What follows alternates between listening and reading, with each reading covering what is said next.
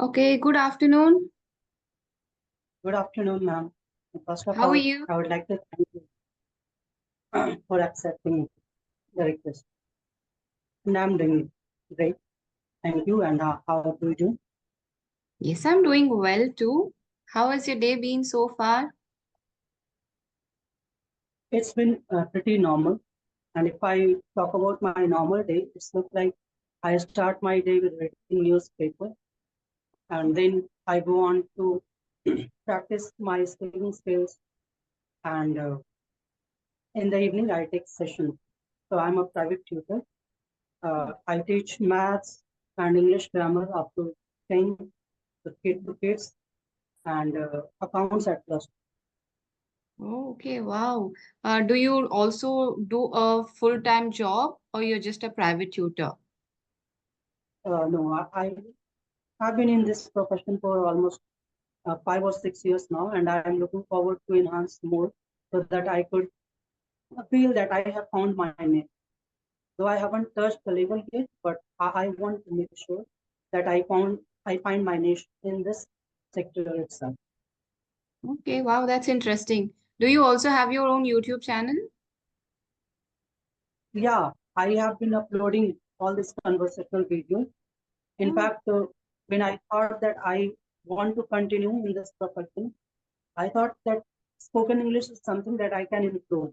Since I was teaching English grammar, mhm. I had that confidence that I can teach spoken English as well. But then I had to try my skills first, if I'm able to speak fluently or not. And after joining Clappingo in the starting, I felt quite nervous. I felt this is not my cup of tea. But then I continued because I had taken a subscription of around 25 or 30 sessions. So I continued, and by then I got that confidence that yes, I was right in thinking that I can do it. And then it's been a long journey. I have done around 600 sessions now, but I feel that desired level is something different. I haven't touched that. Uh, as far as improvement is concerned, I have improved a lot because at that point of time, I only had that confidence. Like sometimes, if you can relate this with singing, sometimes Mm, if you listen to any song and try to sing or hum with the song playing, you feel like yes. you are touching those notes. Mm, But when you stop the music and start singing on your own, you know that you are not good at all. So that happened with me. And after that, I tried a lot, and then I improved a lot, and I have been teaching spoken English as well. Though I'm not satisfied with my performance because none of my students stay with me for that long. Only two of them have stayed. They have improved a lot, and that have given me the confidence that I am on right path. Whatever time it takes, let me continue, and that's why I'm continuing my journey. And I'm still taking sessions on different apps. And recently, I thought that I should try speaking with different people as well. It's not mm, only about tutor sessions, but yes. then I'm exploring. And once again, thank you because this is the first time that my request has been accepted by someone. And Oh, before this, someone else have approached me. I have interacted with a few of them, but mhm, of course, this is another journey that I'm taking forward. mm. You're exploring new ventures, talking to new people. Is this the first time you are sending out requests? Uh, I mean, I told you that this is the first time someone accepted my. But you have So been maybe sending that is just requests clear, for conversations to other people as well. right? Okay. Right. So since you teach grammar, like, okay, before that, I just want to ask you, have you graduated in like English literature or something? What's your stream of graduation? No, I'm become graduate, Okay. and I had been preparing for something else, but then I thought that this is something I like, I enjoy, so let me continue with this. So Okay. I had been teaching along with doing my graduation and all. So Mm-hmm. later I decided to continue with tutoring. Mm. And how come grammar? Because people are scared of grammar, but you chose to teach English grammar? How come? Like, did you also learn along with it? For that, I will have to explain a little bit about my childhood. So as a kid, I was never into study. All Mm-hmm. I wanted to do was playing cricket and watching movies and all. So when I entered my sixth or seventh standard, at that time I realized that okay, maybe all my hobbies or my dreams are not going to be true because of certain reasons. I will not be able to continue with any of those. So I need to focus on study. And that was the time I started having interest in maths and English. So that was the first time when I got interest. The other subjects, I was very poor in all of them. And later on, I started helping my classmates. So when after my plus two, I started teaching. I started teaching English grammar as, and Okay. then during lockdown, I thought that I would try, but even then I had been procrastinating. Mm. Some insecurities and self doubt was there. So I finally started my journey in 2020. Okay. So now, when it comes to spoken English, you have dealt with both the aspects, right? Teaching grammar and then starting your own journey of learning spoken English. So they are two different Right. aspects. You know all the grammar doesn't mean you can speak English fluently, right? So many Yep. people think that first you need to master grammar and then you can speak English fluently. And it'll be a piece of cake for you. From your opinion, your perspective, would you like to tell people whether it is true or what are the challenges and how different it is, knowing all grammar versus speaking English fluently? Well, I can only add one point that if we are eager to learn spoken English, all we have to do is to practice speaking. No Right. matter what kind of grammar we have, only if we start speaking, we will improve on that. Mm. Otherwise, having knowledge of grammar is not going to help. But to certain extent, not only speaking, but being regular with reading, speaking, and writing as well. Because all these four Yes. things, all these four areas are Mm. really important. And the Mm. more we practice on all of them, the more we learn. So if we are eager to become fluent to some extent, where we can understand even the native speakers, or Right. and we can interact with anyone in this language Mm. comfortably, as comfortable as our mother tongue. Then we Right. will have to practice all four modules on a regular basis. Mm. Exactly. And a person who is right just starting their journey of spoken English, they always have this question: is grammar important to speak English? So, what do you want to tell to them? And if you feel that it is important, what should they start off with? Like I told you that I have been teaching as well. So it's not only that I face this question, but as a learner, I face this. As a teacher, I face this as well. That Yes. how to start and how to nurture this basic learner. So I always tell them that basic grammar is definitely required. So like Mm. uh, tenses, tenses, and then articles and prepositions, noun. So Right. basically parts of speech Mm. and tense. Mm. Basic of all this, because if we go to delve into all these topics, there is Mm-hmm. a lot to learn. And sometimes I feel that no matter how much I try, I would never be able to master certain things like preposition and Right. other Mm. parts of speech as well. So if we have basic knowledge of all this, it Mm. helps us to formulate our answers well. The sentence structures become better. Mm. So that is what I practice with all my learners as well. Mm. And I think that basic uh, knowledge is required, and that is all. tenses. Even if we talk about the structures of tenses, the 8 structures of tenses are really required to speak in English. We Right. can skip the 4, like present perfect continuous of all the forms, and then Hmm. even future perfect. If we eliminate this 4, the other 8 are really necessary for basic Correct. learner. Correct. Yes. And even in interviews, these are the basic tenses that people are going to evaluate you. Like basically, you should be able to express whether things happened with you in the past, or they are going to happen, or they're currently happening with you. So at least you have to master the basic tenses, which is like really important for you when you are learning to speak English. Otherwise, if there is no grammar, grammar is like the backbone of any language, right? Any language. So unless you don't have a basic knowledge, how are you going to express your thoughts? But there's nothing to be scared thinking that it is grammar. You'll get all the knowledge only by listening and reading. So that is enough for you to learn spoken English. Like in a very Yeah. practical approach, you can learn.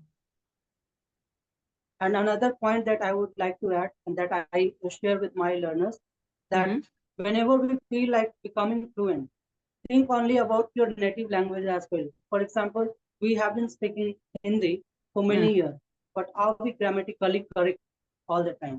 Mm-hmm. No, it's not possible for us. We often make mistake in uh, singular plural there as well. Train Yes, khada hai, train aa raha hai, something like that. correct. Though if Yeah. the correct one is train aa rahi. Mm. So Mm-hmm. we are bound to make these mistakes no matter which language we are speaking in, because it's tough to master any language. So Correct. if we are thinking only about interacting in any language, we have to practice it in that way only. And if we want to become a teacher or master of the same language, then Mm. of course we need to focus more on grammar, because there you can't make mistakes. Correct. Yeah. And I think minute errors while speaking English is quite acceptable versus written English. In written, you will have to be perfect, but spoken is something spontaneous. So here and there, it might Yeah. happen that you are willing to tell something, but you end up telling something. At that time, you kind of mess up with the grammar or like maybe minute errors. So try not to aim at perfection.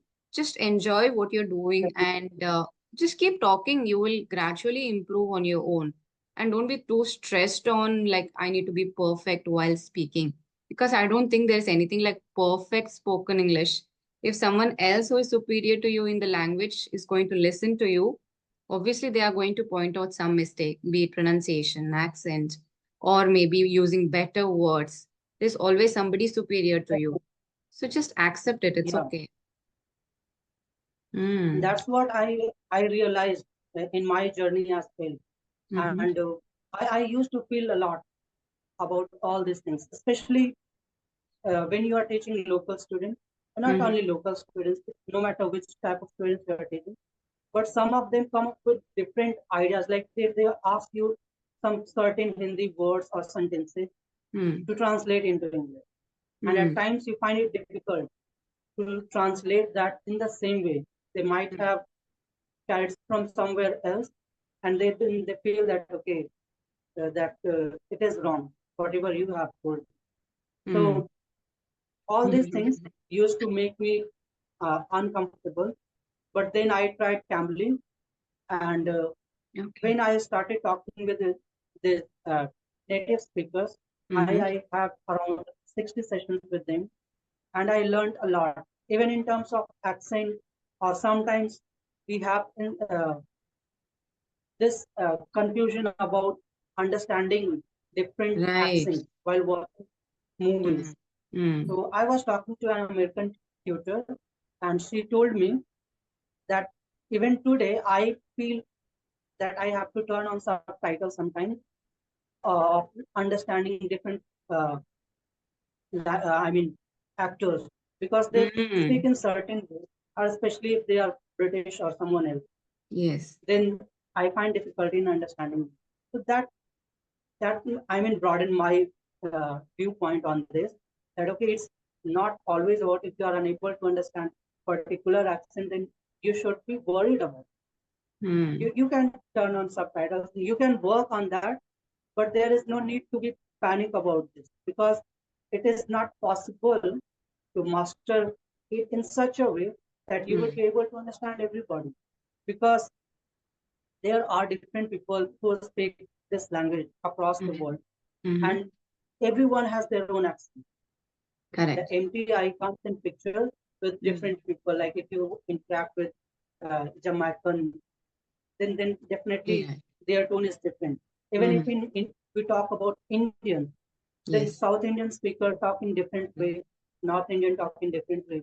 So it's all about understanding. If you are able to understand, or if others are able to understand you, then you should be proud of your improvement. And we should focus more on pronunciation than on accent. Yeah, that is really nice point because people often mistake accent pronunciation. They get confused between the two. I think pronunciation has to be worked upon more. An accent should be the last thing on your mind. Unless you are, of course, going abroad or you have a passion for learning different accents. Otherwise, Indian accent or the neutral accent is the best. That is what we tell all the learners and whoever has this question as well. And what is your YouTube channel name? And if a person wants to learn from you, what should they do? Do you take online classes? It is no, I haven't taken any classes till now. Okay. I aspire to, but for the time being, I do not even upload anything on my own. I have been uploading only conversation videos, Okay. all the sessions that I take, or maybe if I interact with somebody. Oh, okay, okay. And So, since and the channel name is it's under my name, Rajan. Rajan, okay. See, you have interacted with teaching platforms like Cambly and Clappingo as well. Cambly is international and Clappingo is Indian. So you have interacted with different tutors from different parts of the world. So how different is it in terms of tutoring or teaching English? Well, when I had started, in fact, I had thought of, because that time I was not even aware of clapping. So I had thought of talking with like family, but then I had to procrastinate that for certain reasons. And the only thing that I can add here is, if you are on the platforms where you find Indian tutors, it becomes really easy for you to interact in the starting. As a beginner, we should definitely try this. And their teaching method is quite simple. They interact, they correct on every mistake. And the same, even if we talk about native speakers, there are speakers sometimes who are not professional in the field. So they just talk to you like a speaker partner. And there are trained teachers as well. So they modulate their sessions according to your needs. That becomes easier because you can interact with them on certain issues related to pronunciation or accent or grammatical portions. So all of all these tutors are almost same. If you want to work on particular thing, you can interact with them on that. Otherwise, having a general conversation. And on the same uh, line, I would like to ask you as well, because the video that I watched of yours, I got to know that you were working as an engtalki tutor. Yes, yes, I used to. Yeah. So, what your experience as a tutor? I'm an unofficial tutor because even like you, even I haven't done any certification which entitles me to teach English. But it was just an accident. I ended up working with engtalki. It is nice. The format is good because we are talking about spoken English here. We are not teaching grammar. We are focusing mainly on conversational and communication skills. And I wouldn't stop the learner every single time they made a mistake. Maybe at the end of the session, I would give them a feedback and a couple of mistakes, what they have told. Because when you stop and correct the person again and again, it is like you're breaking their flow of spoken English. And also, it is a tool. Language is a tool for communicating, right? So they are there not only for learning English, but they are also there for enhancing their communication, conversational skills, personality on a whole, to build up their confidence. So that is what I used to do, and that is what we were advised to do as well. Not point out too many or every single mistake, because it is a gradual process. In a 20-minute session, if you're pointing out their mistake, there is less possibility they will work upon it. So it is like a just 20 minutes or half an hour is from your end, but the learner has to put in the effort for the rest of the day to learn it. So just keep talking. As and how you keep talking, you will figure out things. There is no how to it, but you will come to know through listening, through reading, you will come to know your own errors, your own mistakes, and you will start working upon them. So that was what my experience was. I was a newbie, and I didn't know, obviously, like first time anything is it freaks you out. You get really scared, nervous, how it's going to be. Though it sounds simple, just sit and talk to a person. The idea is very simple, but when you face the person, that is when reality hits. It's not that easy facing a person and talking. So that was a challenge for me, but other than that, the journey was good. In my opinion, what I feel that when you talk to international tutors, they are more like buddies, like friends, friendly, body language, Right. expression, tone of how they speak. It's more approachable, and it is not like a tutor feeling. But when we talk to Indian tutors, somehow you get a vibe of teacher kind of vibe. I might be Right. wrong, but that is what I have noticed. That is the difference, I would say. They are friendlier. Yeah, I can totally relate with you on that. Mhm. And like I was explaining that my tutoring journey, so I applied as a tutor as well on Okay. different apps. So Mm-hmm. sometimes I didn't get any answer, but when I applied on engtalki, I Okay. got a rejection. Right. Okay. So uh, I got to know that okay, I have to work more on myself first.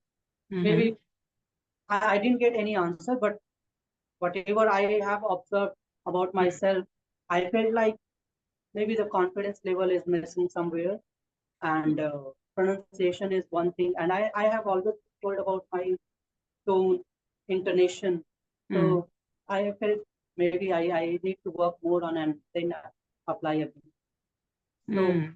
I uh, experienced the same thing that whenever we talk, it seems that it is easier. Maybe Correct. I know all the things, but Mm. whenever we face the situation, it becomes something else. Yes. It's quite difficult. Yes, any other questions for me you want to ask before we wind up? Yeah. Since I came to know about you through YouTube and all that, so I Mm-hmm. just wanted to know that as a tutor, you must have come with this question that Mm-hmm. how much time will it take me to improve? So how do Mm. you take all this question? Yeah, improvement depends on your consistency, how you're practicing, for how long you're practicing, what techniques you're using to practice. So there is no one size fits all. So if I'm giving you all the steps that you need in order to improve, then I might tell you, like, 30 days, 45 days, you're going to improve. Like we're just talking about improvement here and not on gaining fluency. So improvement will definitely happen over shorter period of time, given that you're putting a lot of effort from your end as well. Even in 30 days, you can improve tremendously. But becoming fluent is a long journey. Definitely, and this is the common question that we Mm, face as a teacher. correct. We definitely face it every now and then. All Mm, the learners they want to improve in no time, but right. I find it difficult to answer this question. That's why I keep asking this to different tutors. Yeah, So definitely first, improvement is possible during a shorter period of time, provided you follow all the right techniques, follow the right person, and learn English. Definitely improvement is possible. But it will take like 6 months to at least 9 months to an year for you to gain a little bit of fluency and confidence. So, yeah, that's it. Yeah, it was really nice talking to you, honestly. Everything is good, actually. Your English is good, your communication is good. Only thing I found missing was smiling. I could hardly see you smile. yeah, Yeah, Look, right. this is what I was talking that I get this feedback from tutors, and at the end I got this from your side as well. I'm sorry if I offended you, but I just wanted to see you No, smile. no, not at all. It's Mm. not. I can't get offended for this because I have been working on this, and Right. this gives me some encouragement that okay, I have to work more because at least you said this, and I got an idea that okay, I have to work more on this because maybe I'm sounding good, yet I have something which I need to work on. Mm. So it was lovely talk. Yes. Thank you. Thank you And so much for joining me today. thank you Good so much. luck. Okay. Bye-bye. And maybe we will talk again someday. Yeah, definitely. Have a good day. Have a good day. Thank you again.